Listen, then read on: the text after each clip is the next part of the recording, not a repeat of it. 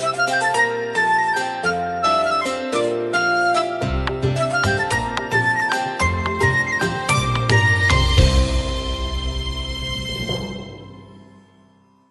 is FIBA Podcast. Thank you for joining us in our morning daily devotion. Good morning. We continue to look at biblical prayer patterns, and today we look at the life of Esther. In Esther chapter 9 verse 1, we read, "On the 13th day of the 12th month, the month of Adar, the edict commanded by the king was to be carried out. On this day, the enemies of the Jews had hoped to overpower them, but now the tables were turned, and the Jews got the upper hand over those who hated them." Friend, what will it look like for the tables to turn in your favor? In chapter 9 verse 1, we see that the Jews got the upper hand over those who hated them.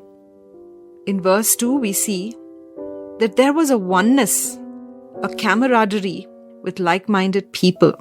The Jews assembled in their cities and all the provinces of King Xerxes to attack those who determined to destroy them. No one could stand against them because the people of all other nationalities were afraid of them.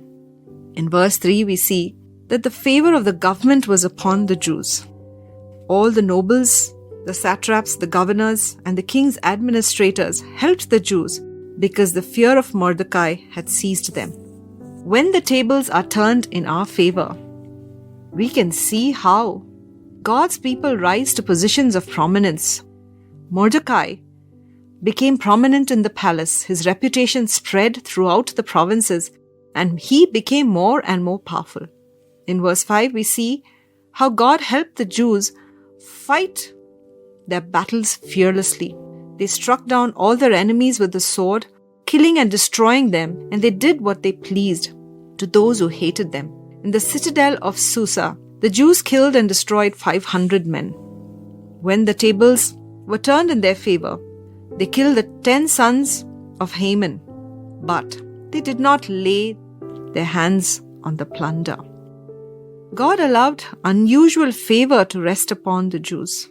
The king commanded that the sons of Haman be impaled on the very gallows that he built for Mordecai. When the favor of God rested upon the Jews, they could celebrate. They could have a time of rest and a time of peace. This happened on the 13th day of the month of Adar, and on the 14th day they rested and made it a day of feasting and joy. The Jews in Susa, however, had assembled on the 13th and 14th, and then on the 15th day they rested and made it a day of feasting. We will also begin to bless others when God's favor rests upon us. There was great rejoicing in their midst, and they gave gifts to each other. That is why rural Jews, those living in villages, observe the 14th of the month of Adar as the day of feasting, a day of giving gifts to each other. When God's favor rests upon us, we will also distribute food to the poor. We see in verse 22 that as the time when the Jews got relief from their enemies, and as the month of Adar came, their sorrow was turned into joy, and their mourning into a day of celebration.